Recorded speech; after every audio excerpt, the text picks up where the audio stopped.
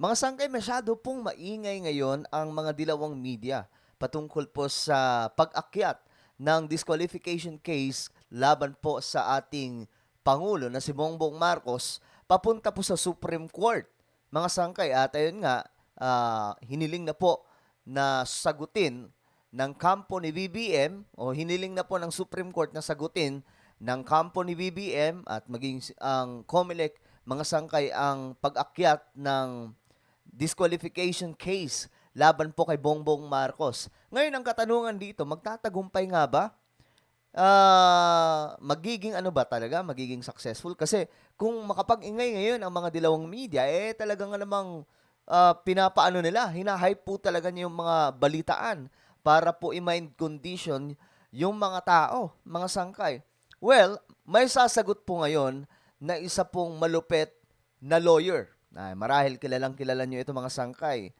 At siya po ang sasagot kasi hindi naman po ako hindi naman ako lawyer. So, bahala na po siya mag-explain at papakinggan po natin ngayon. Anyway, kung hindi ka pa po nakakapag-subscribe, please paki-subscribe po yung ating channel at paki-click din po ang bell notification para lagi po kayong maa-update. Dahil road to 1 million subscribers na po tayo. Maraming salamat po sa lahat ng sumusubaybay at sumusuporta. Thank you so much. At syempre, i-like nyo rin po ang video na to.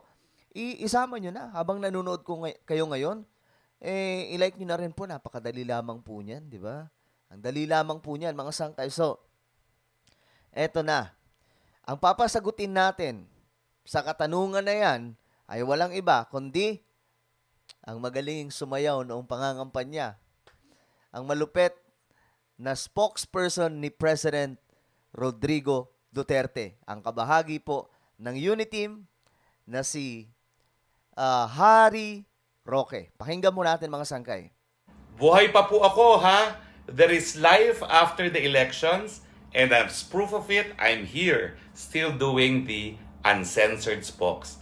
Ngayon nga lang po, spokes ng bayan na tayo, no? Yun. Dahil tayo po ay completely out of government, and I am now Citizen Harry. Well, wag po kayong mag-alala, no? Sanay naman po tayo maging Citizen Harry dahil sa totoo lang, sa gobyerno lang po ni Presidente Duterte tayo sumali ng gobyerno, no? 1 year and a half bilang isang kongresista ng 17th Congress and 2 years and a half bilang isang spokesperson ni Presidente Duterte. Well, unang-una po, no, I'd like to thank everyone who supported us, no? Binoto kita, 11,240,000 Sir po Harry ang Roque. total votes na nakuha natin. Napakadaming boto po yan, bagamat hindi nga po sapat, no, para manilbihan sa Senado. Congratulations po sa lahat ng mga nanalong mga senador na pinroklama ng COMELEC nung isang araw lamang. I'm so happy for all of you. Dahil tayo po'y kumandidato rin, alam natin kung gaano yung hirap ng pagkakandidato, kung gaano kamahal, no? Siguro po talaga we just need more resources. Bagamat ang tingin ko naman, yung sa sipag, nakipagsabayan naman po tayo. But thank you very much for all those who supported. At ang aking pangako naman po, hindi para tayo mawala, no, na parang bula. We would still be around as the spokes ng bayan at patuloy po ang ating pagsisilbi sa ating bayan in our private capacity. At dati-dati naman po talaga ang aking paninilbihan ay bilang isang pribadong individual, no? Yung mga kasong hinawakan natin, ng Maguindanao Massacre, si Jennifer Laude, yung mga biktima ng patayan at torture, yung mga mamamahayag na dinidimanda ng libel, na dinidepensa natin ng libre, lahat po yan, I was a private citizen. Come to think of it, nakilala nyo ako bilang isang pribadong individual na ginagamit ang batas para baguhin ang lipunan, and we expect to do more of the same. Pero ngayon po, as I promise, ang topic natin may pag-asa pa ba dun sa disqualification na hinain ng mga nangangarap pang makaupo ang kanilang pinklawan sa Malacanang? Well, unang-una po, let me say this. Tapos na po ang eleksyon. Napakahirap po para sa ating Korte Suprema na baliwalain ang 31 million votes na nakuha ni Apo Bongbong. Gaya ng sinasabi ko po ng mga una kong mga uncensored spokes, this is a political question. Ang ibig sabihin, ang issue kung sino manunungkulan bilang isang presidente ay isang issue na dapat taong bayan lamang ang sumagot. Correct. Hindi po pwede at hindi dapat sagutin yan ng mga tao sa Korte Suprema na walang mandato sa taong bayan dahil lahat naman po sila ay appointed, no? Mismo. So dyan po nagsisimula at nag-e-end ang jurisdiction ng Korte Suprema. Dahil sila ay walang mandato galing sa taong bayan, yung mga issue gaya ng sino maglilingkod sa taong bayan, ang sumasagot po dyan, taong bayan. Correct. At hindi po ang Korte Suprema. Now, ang paningin ko po dyan, kahit ano pang legal merits meron ng disqualification, hindi na po yan titignan ng Korte Suprema dahil hindi nyo po pwedeng baliwalain yung 31 million na nagdesisyon na nais nilang manilbihan bilang presidente si Apo Bongbong. Ang aking advice sa mga pinklawan, sa lahat ng ayaw kay Apo Bongbong, move on na po tayo kasi nagsalita na po yung mayorya. 31 million naman po yan as against 14 million. Ano pa bang reklamo ninyo? Malinaw naman po, walang nagsasabi na midayaan. Ako, natalo rin ako sa eleksyon pero tinanggap na natin and we're moving on. Alam niyo po, dahil ako'y meron ding personal na karanasan, mahirap po talaga yung matalo. Napakasakit, napakahirap tanggapin. Pero you have to accept it kasi the voice of the people is the voice of God. So move on na po ang aking advice sa inyo. Hindi na po mababago ang kasaysayan. Magsisilbi po bilang presidente, 17th president, kung hindi ako magkakamali, si Apo Bongbong dahil an overwhelming majority, hindi po plurality ha. Dati-rati, plurality lang ang desisyon ng taong bayan, yung pinakamaraming boto lang. Ngayon po, mayorya ang nagsabi na si Apo Bongbong na talaga ang dapat umupong presidente. Pero sabihin natin, by some stroke of luck, ito po kung meron lang talagang pangyayari na mapagbigyan ang disqualification na sa tingin ko po hindi mangyayari ulitin ko po, hindi mangyayari dahil hindi po yan paghihimasukan ng Korte Suprema. This being a political question kung sino dapat mamuno. Pero kung may possibility na ma-DQ siya, anong mangyayari? Well, depende po yan.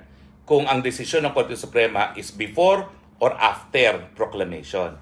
Kung before proclamation, ang possibility number 1, yung second na pinakamaraming boto before proclamation ang mapoproclaim. Pero malabo na po yan kasi 2 o 3 linggo na lang mapoproclaim na si Apo Bongbong. At sa tingin ko, matagal ang desisyon ng Korte Suprema. Hindi po yan magbibigay ng TRO. Bakit? Paano kayo magbibigay ng TRO? Boses ng mayoryang Pilipino, yung 31 million na yan. Hindi po yan po pwedeng maging subject ng TRO. Pero after proclamation, kung ma-DQ, ang sasaksid po yung Vice President, di Inday Sara Duterte rin ang sasaksid dyan. No? So tingin ko po yung unang pinag-aasahan o inaasahan ng mga pinklawan na before proclamation ay po pwede bang umupo si Lenny? Come on. Anong klaseng presidency yan na alam natin na mas kaunti pa sa kalahating nakuha? Bakit siya maninilbihan? Wala pong moral authority mag-lead kung walang majority vote. Correct. Huwag yun na pagpilitan yan because that would be dictatorship kapag nagkatotoo na uupo ang number 2. Bakit dictatorship? Kasi walang mandato galing sa taong bayan. Akala ko ba ang pinaglalaban nila, demokrasya, laban sa dictatorship? Bakit ang gusto nila, dictatorship ang mag-succeed dahil yan naman talaga ang dahilan kung bakit sila nagpapadisqualify. No? Pero malabo po talaga yan. Yan po'y suntok sa buwan. Hindi lang suntok sa buwan. Baka suntok po yan sa planet Mars. Malayong-malayo po yung mangyari yan na babaliwalain ng hukuman ang boses ng taong bayan. Okay? So, ang aking advice talaga, move on. And to Apo Bongbong and Inday Sara Duterte at sa lahat ng mga nanalo at naproklima na sa senador, congratulations po. And this is coming from someone na hindi po nagtagumpay. Alam mo ang advice ko dun sa mga pinklawan na hindi nagtagumpay, there is life after elections po. Ako po ngayon nasa Cagayan de Oro at nagpapasalamat dahil nanalo po tayo dito sa Cagayan de Oro. Ninanais po natin na puntahan ng mga lugar kung saan tayo nanalo. We won biggest in Davao Region, number 4 in Davao City. At sa lahat po ng Davao Regions ay hindi po tayo bumaba ng number 7. We won big din po in Northern Mindanao. We won in Misamis Oriental, in Cagayan de Oro City, as well as in Bukidnon. And we won big also in the Caraga region. No? Magpapasalamat din po tayo sa Bohol at doon sa CAR, kung saan ako naman po ay resident ng Baguio. Kaya hindi po nakapagtataka na nanalo tayo sa CAR. So maraming salamat po at tingin ko naman po hindi tayo mawawala. Meron naman po tayong sapat na kakayahan para tulungan ang administrasyon ni Apo Bongbong at ni Inday Sara. At tingin ko naman po, it is in our nature already na talagang pagsilbihan ng ating mga kababayan whether or not we have a government office. I will not lie, I was of course sad that I did not win. Pero, gaya na aking mga sinasabi sa nakalipas na mga araw, yung nakipagsabayan lang ako sa mga artista, sa anak ng politiko, sa anak mayaman, sa mga re-electionist, sa mga comebacking senador, sapat-sapat na pong tagumpayan para sa isang ordinaryong mamamayan. Lumaki po kasi ako na naghahati kami sa isang manok ng 10 katao, no? 6 na magkakapatid, magulang at lolo-lola. At hindi ko po akalain na itong taong 2022, nagawa natin makipagsabayan dun sa mga mayayaman, anak politiko, mga bilyonaryo, mga artista, na lahat po ay lumalok sa eleksyon. Tagumpay na po yan para sa mga ordinaryong mamamayan. Dahil yan po ay patunay na po pwedeng mangarap at po pwedeng magkaroon ng katuparan. Siyempre po, meron pa tayong isang pangarap na hindi pa nakakatuparan, yung pagiging senador.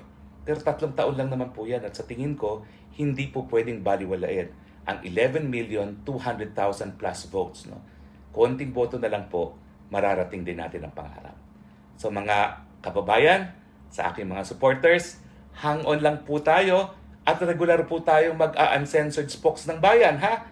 Bago Ayun. nga lang ang title natin, The Uncensored Spokes ng Bayan. I love you, Philippines, as always. From Cagayan de Oro, ang inyong spokesbayan, Harry Roque, saying, please be safe. Galing, galing. So, kahit ako mga sangkay, nalungkot din po ako na hindi nanalo si Spox Harry Roque. Kasi, kumbaga sa list ko, pang number 3 po siya. Attorney Gadon, Marcoleta, Harry Roque. Kaya nga lang, wala na po si Marcoleta at that time. So, number 2. Tama, number 2 si Harry Roque. If I'm not mistaken. Yun nga, tuloy lang, sir. Binoto ko po namin. At maraming salamat kasi ipinaliwanag mo sa taong bayan na wala na talagang pag-asa itong DQ patungkol po kay BBM na inakyat na po doon sa Korte Suprema. At mas maganda po na isang lawyer ang mag-explain. Yung hindi ako kasi di ko naman talaga kahit anong sabihin ko, pwede pa rin magtanong ang taong bayan, ba't siyang nag-i-explain yan hindi naman siya expert pagdating diyan. Buti na lang andyan si Harry Roque na nagpaliwanag sa atin na wala na pong pag-asa. Though na itapik na rin po natin yan nakaraan, nagkomento lamang po tayo na wala nang chance ang disqualification case, may cancel pa nga po ata yun. Mga sangkay, papaano i-cancel? Tapos na nga po yung eleksyon. At ayon nga po kay Harry Roque, mga sangkay, hindi po pwedeng baliwalain ng Korte Suprema. Yan pa lang yung 31 million na ibig sabihin, yung majority or super majority nasa panig ni BBM ay hindi po babaliwalain ng Korte Suprema. So hindi na po titingnan ng Supreme Court kung anong klaseng yon. Ang titingnan na lamang po nila yung 31 million na bumoto kay BBM. At wala na pong pag-asa. Sabi pa nga ni Harry Roque, suntok sa buwan at hindi lang po suntok sa buwan, suntok sa Mars pa. Ibig sabihin lamang po nun, mga sangkay, napaka-imposible. So, mabuhay po ang Pilipinas. Future Senator Harry Roque, patuloy ka naming susubaybayan. So, maraming salamat po sa inyong panonood. Hanggang sa muli, this is me, Sangkay Janjan. Huwag na po kayo mag-alala. Ligtas po si BBM at wala pong magaganap na pagdiskwalipika sa kanyang pagka-presidente. Ayun, mga sangkay, lagi niyo pong tatandaan that Jesus loves you. God bless everyone.